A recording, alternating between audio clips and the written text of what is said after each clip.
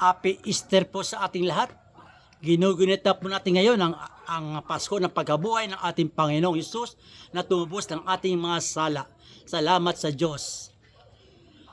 Bago po ang lahat ay ayahan po natin batiin ang mga April 18 birthday celebrants sa panguna ni Sir Rup Ungad, Romy Baldinor, Lemuel Kiruvin Lustre, Bebe Holesa at ganoon din po kay Jack Llamazares del Rosario.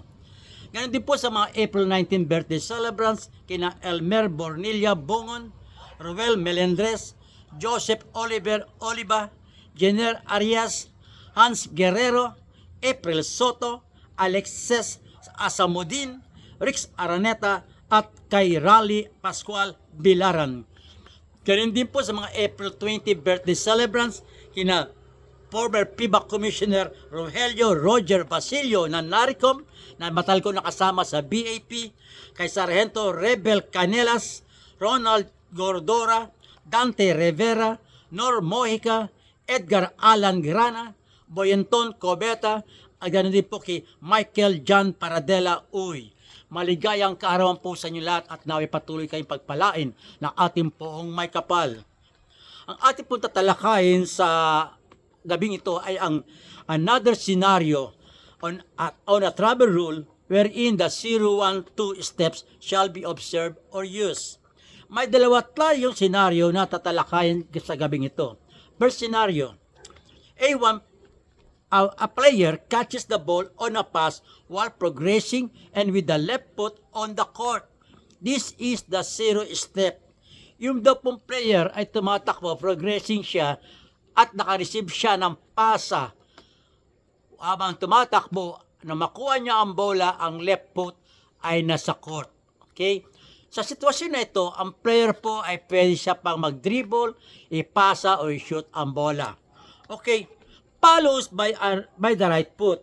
This is the first step. So, na makuha niya ang bola with the left foot, sumunod ang right foot.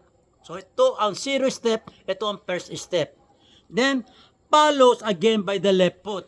So, ito yung 0, left foot, natanggap niya ang bola, right foot, first step, that second step yung left foot pa rin. Okay? So, after this, malalaman na natin kung ano ang pivot foot. After first step and second step, malalaman na natin ang pivot foot. Therefore, the right foot, which occurred as the first step, is the pivot foot.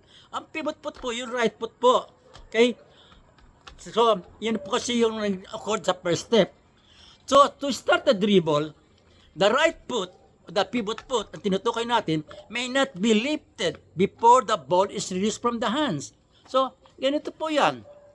Natanggap yung bola sa 0. Then, first step, itong right foot. Then, left foot. Ito ang right foot nga. Ito ang kanyang pivot foot. On a dribble, hindi niya pwede ilip ito. Kailangan mabitawan niya ang bola bago siya ilip ito. Para walang traveling violation. Doon naman po sa to pass or shoot the ball. Sabi doon, to pass or shoot the ball for the goal, the right foot, in pong pivot foot, or both feet may be lifted, but neither foot may return to the court before the ball is released from the hands. Sa pasa naman po sa shoot, pwede niya ilip ang pivot foot.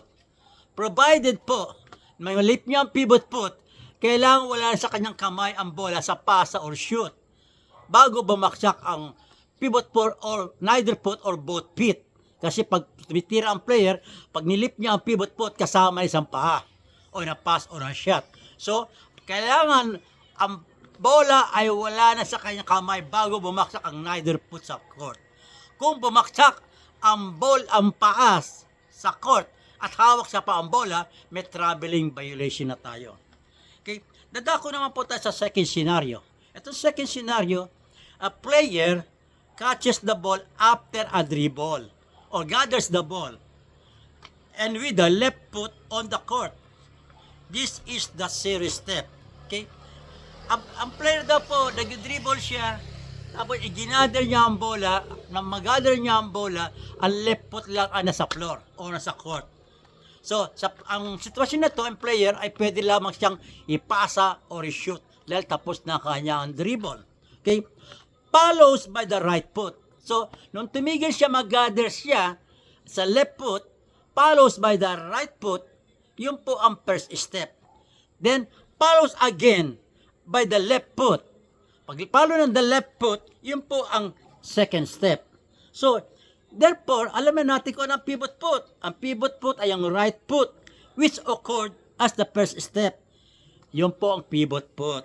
Okay?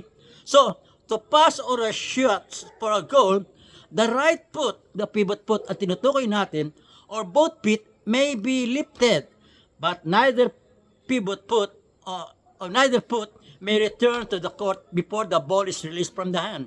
So, parehong-pareho siya doon sa isang senaryo. Kailangan po, on a dribble, gather siya the left foot, the right foot, another left foot, itong right foot niya, on a shot for goal or a pass, pwede niya ilip ang right foot, yung pivot foot, or both feet, ilip niya on a pass or a shot. Provided, kailangan wala na sa kanyang kamay ang bola, noong bumaksak ang neither foot or both feet. Pag ang isang paa or both feet bumaksak sa court na hawak niya pa ang bola or a pass or a shot, it is a traveling violation.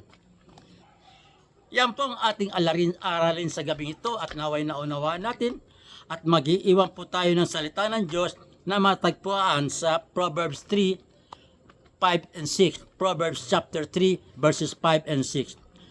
Trust in the Lord with all your heart and do not lean on your own understanding. In all your ways acknowledge Him and He will make straight your paths. Amen. Bago po ang lahat, paki-like po, follow, share, at subscribe sa ating YouTube channel. Maraming salamat po. Ito po ang inyong abang lingkod, former FIBA referee, Eto Camorangan. Bye-bye.